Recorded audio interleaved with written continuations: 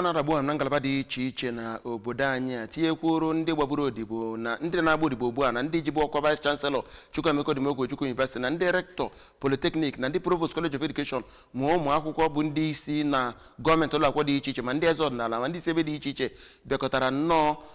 na ETF building nke Chukwuemeka Odumegwu University Gbariam campus maka mmemme nkụzi agba nke 25 nkụzi obileri wetara anyị akụkọ.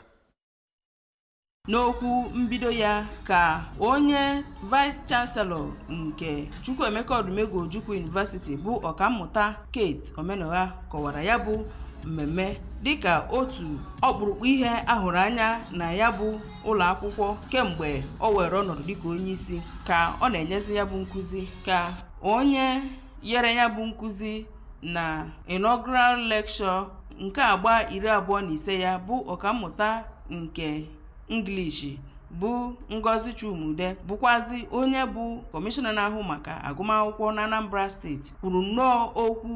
nke ọma n'ihe gbasara ọkpụrụkpụ okwu na ya bụ nkụzi nke